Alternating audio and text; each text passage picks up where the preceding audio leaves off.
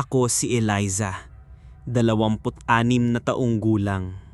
Sa loob ng 2 taon, ang mundo ko ay lumiit hanggang sa maging kasing laki na lang ng lumang bahay namin sa Laguna. Umuwi ako mula Maynila para alagaan si Lola Trining.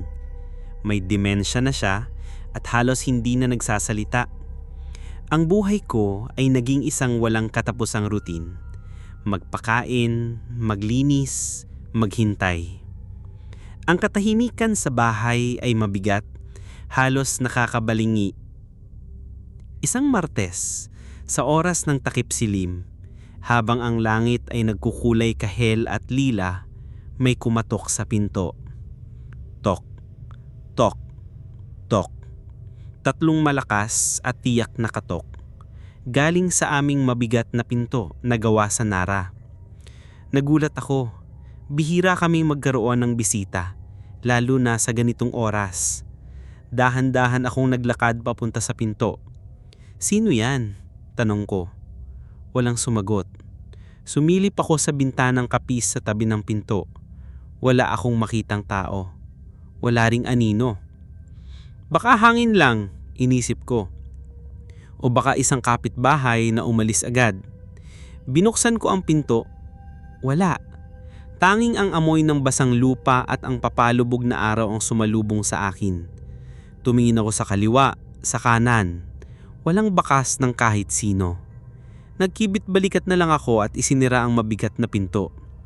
Pagtalikod ko, nakita kong nakatingin sa akin si Lola mula sa kanyang kama sa sala. Ang kanyang mga mata na karaniwang malabo at tulala ay ngayon dilat na dilat.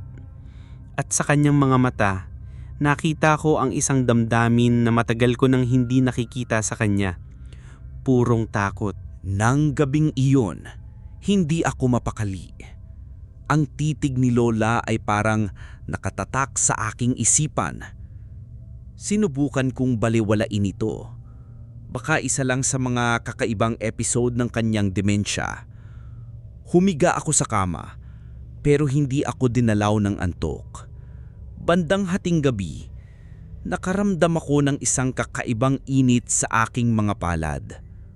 Mahapdi, na para bang napaso ako. Umupo ako at binuksan ang ilaw. Itinaas ko ang aking mga kamay at halos mapasigaw ako. Ang aking mga palad at mga daliri ay puno ng maliliit na hiwa, daan-daan. Hindi ito mga gasgas lang. Ang mga hiwa ay malinis at diretso, na para bang hinawakan ko ang isang bagay na gawa sa libu-libong piraso ng bubog.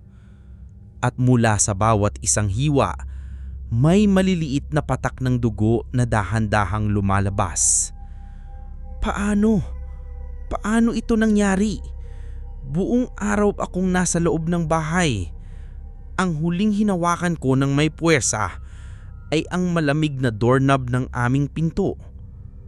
Pinilit kong alalahanin. Ang pagbukas ng pinto, ang walang taong beranda, ang paghawak sa doorknob.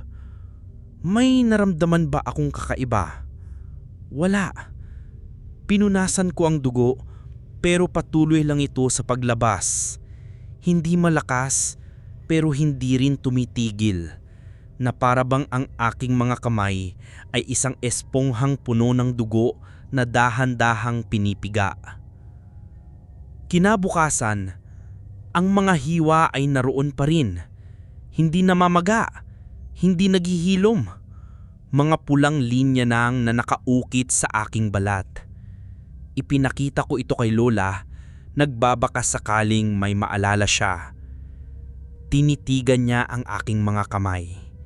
At pagkatapos, nagsalita siya sa isang boses na basag at nanginginig. "Binuksan mo." Pagkatapos, pumikit siya at hindi na muling nagsalita. Ang pagkatok ay naging isang gabi-gabing ritual. Palaging sa parehong oras. Takip silim. 3 malakas at tiyak na katok. Tok. Tok. tok. At sa bawat pagkakataon, ako lang ang nakakarinig. Isang gabi, naroon ang pinsan kong si Jenny, naghahatid ng pagkain. Nang marinig ko ang katok, napatalon ako. "Narinig mo yon?" Tanong ko sa kanya. "Ang alin?" Sagot niya habang naglalagay ng ulam sa mesa. "Ang katok sa pinto." Tumingin siya sa akin na parang nababaliw ako. "Wala namang kumakatok, Eliza. Baka pagod ka lang." Sinubukan kong i-record ito. Nag-set up ako ng recorder sa tabi ng pinto. Kinagabihan, kumatok na naman. Pinakinggan ko ang recording. Ang taning maririnig ay ang huni ng mga kuliglig at ang malayong tuhol ng aso. Pero sa eksaktong sandali ng katok, ang recording ay nagkaroon ng isang segundong perpektong katahimikan na para bang ang tunog ay napakalakas na hindi ito kayang iproseso ng mikropono o napakatahimik na ito'y para lang sa aking mga tainga. Tumigil na ako sa pagbukas ng pinto, pero hindi ito nakatulong. Sa tuwing kumakatok ito, ang mga hiwa sa aking mga kamay ay lalong humahapdi at minsan muli itong dumudugo na para bang ang bawat katok ay isang bagong hiwa sa aking kaluluwa na lumalabas sa aking balat. Nagsimula akong matakot sa sarili kong bahay, lalo na sa sarili kong pinto. Ito ay naging isang hangganan sa pamagitan ng aking katinuan at ng isang kabaliwan na ako lang ang nakakarinig. Ang kalusugan ni Lola ay lalong humina. Mas marami na siyang oras na tulog kaysa gising. Pero isang hapon, habang pinupunasan ko ang kanyang noo, bigla niyang hinawakan ang aking kamay. Ang aking kamay na puno ng mga piklat. Ang kanyang mga mata ay biglang luminaw. "Eliza," bulong niya. "Lola, may kailangan po kayo." Hindi siya sumagot. Sa halip, nagsimula siyang bumigkas ng isang tula.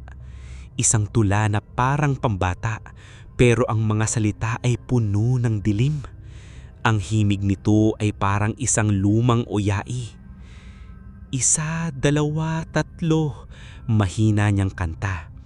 "Sa pinto'y tumayo, 4, 5, 6, huwag kang titingin sa dilim. 7, 8, 9, may utang na dapat bayaran.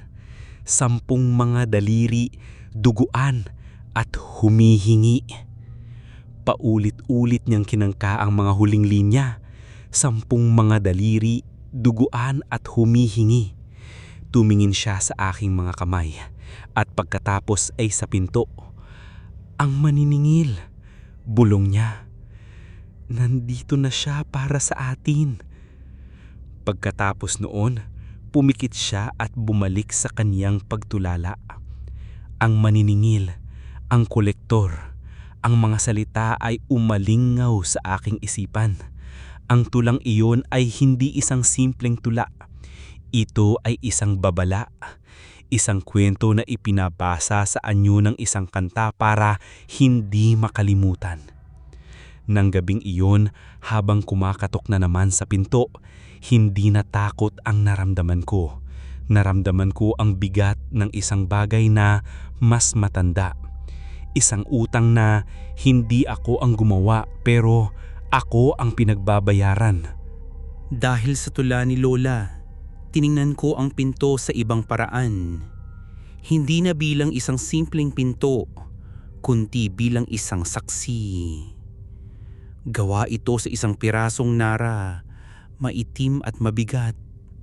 Punong-puno ito ng mga ukit. Pero hindi ang mga ukit ang nakakuha ng aking atensyon, kundi ang mga mantsa. Sa paligid ng lumang doorknob na tanso, may mga maititim na mantsa na kumapit na sa kahoy. Akala ko noon, dumi lang ito. Pero ngayon, lumuhod ako at tiningnan itong mabuti. Hindi ito dumi. Dugo. Mga tuyong patak ng dugo na sa loob ng maraming taon ay sumipsip sa kahoy. Mga mansya ng dugo mula sa mga kamay na katulad ng sa akin. Mga kamay na humawak sa doorknob na ito matapos buksan ng pinto para sa hindi nakikitang bisita. Ang kamay ng nanay ni Lola. Ang kamay ng lola niya. Pagkatapos, may nakita akong isang bagay na mas nakakakilabot. Sa pinakaibabang bahagi ng pinto, malapit sa sahig, may isang maliit na simbolong inukit. Halos hindi na makita. Isang kamay na may bukas na palad at sa gitna nito, isang mata. Ang marka ng maniningil. Ang pinto niya ito ay hindi lang isang pasukan. Isa itong altar. Isang lugar ng transaksyon sa pagitan ng aming pamilya at ng isang nilalang na hindi ko kilala. At ang pagbukas ko sa pinto ay hindi isang pagkakamali. Ito ay isang pagtanggap. Isang pagpapatuloy ng isang kasunduan matagal nang nasimulan. Kailangan ko ng mas maraming sagot. Kinabukasan, pinuntahan ko ang bahay ni G. De Leon, ang retiradong guro at hindi opisyal na historiador ng aming bayan. Nang ikinwento ko sa kanya ang tungkol sa katok, sa duguan kong mga kamay, at sa tula ni Lola, isang malalim na pag-aalala ang lumitaw sa kanyang muka. Ang kasunduan ng mga aplaya, bulong niya. Ayon sa kanya, ang kwento ay nagsimula pa sa lolo ng lolo ko, si Kapitan Emilio, isang mayaman ngulit sugarol na lalaki. Isang gabi, sa isang laro ng baraha, natalo niya ang lahat ng kanyang yaman, pati na ang kanilang bahay at lupa. Sa kanyang desperasyon, sa gabing iyon, naglakad daw si Kapitan Emilio papunta sa dalampasigan at sumigaw sa dilim. Nagmakaawa siya sa kahit anong spiritu na makakarinig. Isang pagkakataon pa, isang paraan para maibalik ang lahat. At may sumagot daw, isang boses mula sa hangin, ang maniningil. Ang kasunduhan ay simple. Ibabalik ng maniningil ang lahat ng kanyang yaman at higit pa. Ang kapalit, hindi pera, hindi kaluluwa. Ang kapalit ay isang serbisyo. Isang araw, sa hinaharap, kakatok ito sa pinto ng kanyang pamilya. At kung sino man ang magbukas, ang taong iyon ay magkakaroon ng regalo. Ang regalong makita at maramdaman ang mga utang at kasalanan ng ibang tao. Ang taong iyon ay magiging ahente ng maniningil sa mundo ng mga tao. Isang tagahanap, isang kolektor. Kaya pala biglang yumaman ulit si Kapitan Emilio. Pero mula noon, ang panganay sa bawat henerasyon ng inyong pamilya ay nagkakaroon ng sakit. Ang iba'y nababaliw. Ang iba'y nagiging ermitanyo. Sila ang mga pinili.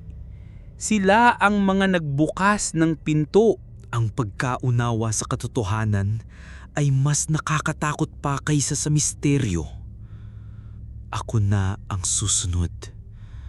Ako ang bagong kolektor. Ang katok sa pinto ay nagbago. Hindi na ito simpleng tok. Tok. Tok. May kasama na itong boses. Isang mahina at mapang-akit na boses na bumubulong mula sa kabilang panig ng pinto. Eliza, ang boses ay kilala ako. Pagod ka na, hindi ba? Pagod ka ng mag-alaga? Pagod ka ng mag-isa? Ang mga salita nito ay parang mga daliring humahaplos sa aking mga pinakakatagong kahinaan. Kaya kong tapusin ang paghihirap ng iyong lola. Kaya kong ibigay sa iyo ang buhay na gusto mo. Ang kailangan mo lang gawin ay tanggapin ang regalo. Tanggapin mo ako. Hindi ito isang halimaw na nananakot.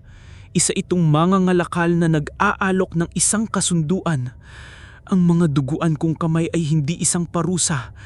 Ito pala ay isang paalala ng kapangyarihang maaari kong makuha.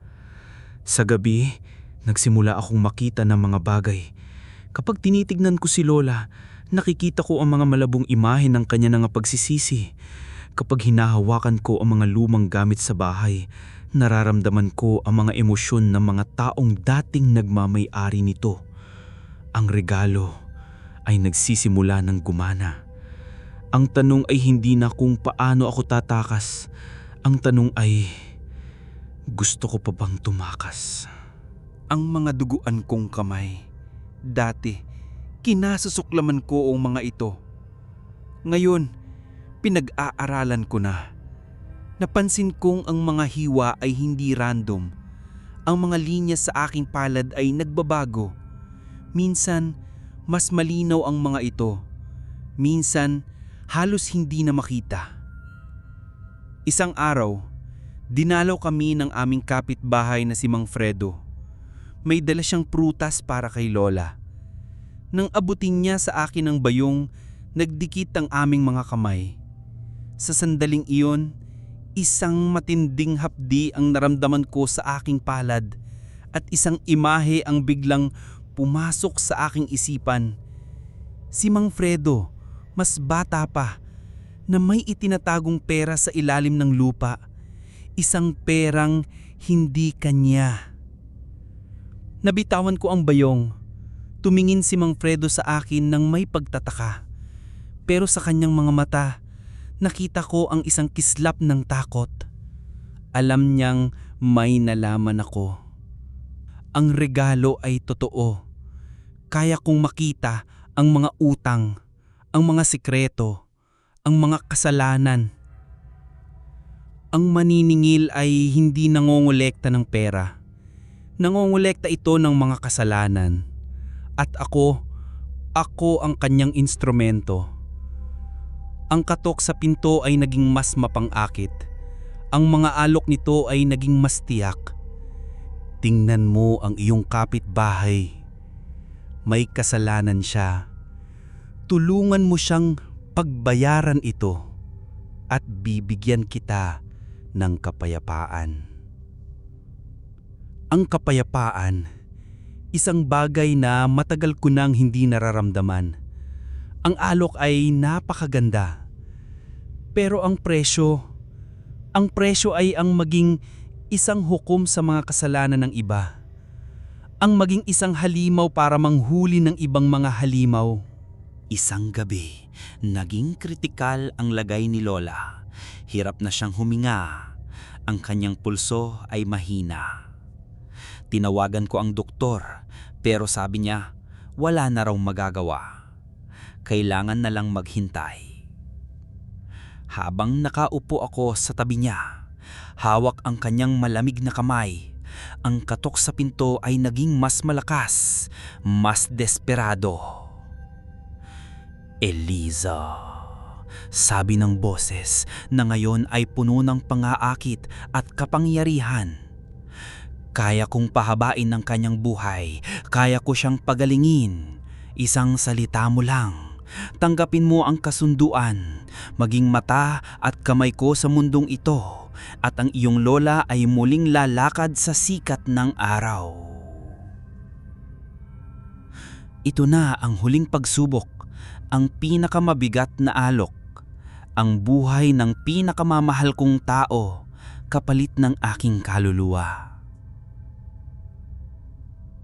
Tumingin ako sa payapang mukha ni Lola, ang kanyang paghihirap, ang kanyang mahabang buhay na puno ng sakripisyo. Hindi ba't nararapat sa kanya ang isa pang pagkakataon? Lumapit ako sa pinto. Ang aking mga kamay ay kusang dumudugo na para bang sumasang-ayon sa alok. Hiniwakan ko ang doorknob. Malamig ito at parang may kuryenteng dumadaloy. "Pumapayag ka na ba, Elisa?" Tanong ng boses. Sa likod ko, narinig ko ang isang mahinang ubo mula kay Lola. Dahan-dahan kong iminulat ang aking mga mata. "Elisa." Lumingon ako. Si Lola ay nakatingin sa akin. At sa unang pagkakataon sa loob ng maraming taon, isang maliit na ngiti ang lumitaw sa kanyang mga labi. Umiling siya ng dahan-dahan. Pagkatapos, pumikit siya. Hindi ko binuksan ang pinto. Sa halip, bumalik ako sa tabi ni Lola at hinawakan ng kanyang kamay hanggang sa kanyang huling hiniha. Sa labas, ang katok ay naging isang marahas na pagpukpok. Ang buong bahay ay yumanig, pero hindi ako natinag. Nang sumikat ang araw, ang lahat ay tumahimik. Pagkatapos ng libing ni Lola, inayos ko ang bahay. Ibinenta ko ito at bumalik ako sa Maynila. Ang mga hiwa sa aking mga kamay ay dahan-dahang naghilom. Pagkatapos ng isang buwan, ang tanging natira na lang ay mga maliliit na peklat na parang mga linyang pilak. Ang katok ay hindi na bumalik. Ang boses ay nawala na. Akala ko tapos na ang lahat. Akala ko sa aking pagtanggi sa kasunduan, naputol ko na ang sumpa. Nagtatrabaho ako ngayon bilang isang social worker sa isang ospital. Tinutulungan ko ang mga pamilyang may sakit at mga problemang pinansyal. Isang araw, habang kinakausap ko ang isang umiiyak na ina na hindi makabayad sa gamot ng kanyang anak, hinawakan ko ang kanyang kamay para aluin siya. Sa sandaling yun, naramdaman ko ito. Isang pamilyar na hapdi sa aking palad. Tiningnan ko ang aking kamay. Ang mga pilak na piklat ay namumula. At sa gitna ng aking palad, isang sariwang patak ng dugo ang lumabas. Kasabay nito, isang kaalaman ang pumasok sa aking isipan. Isang kaalaman tungkol sa isang nakatagong mana, isang matagal ng away sa pamilya, isang solusyon. Naintindihan ko na. Hindi ako tumanggi sa kasunduan. Binago ko lang ito. Hindi na ako isang kolektor ng utang para sa isang halimaw. Ang regalo ay nasa akin pa rin. Pero ngayon, ginagamit ko ito para tumulong, para maghanap ng mga solusyon, para magbayad ng mga utang ng iba sa paraang tama. Ang maniningil ay hindi na kumakatok. Dahil hindi na kailangan, nahanap na niya ang kanyang ahente. At sa bawat pagtulong ko, sa bawat problemang nalulutas ko, alam ko ang isang maliit na bahagi ng aming utang bilang isang pamilya ay aking binabayaran.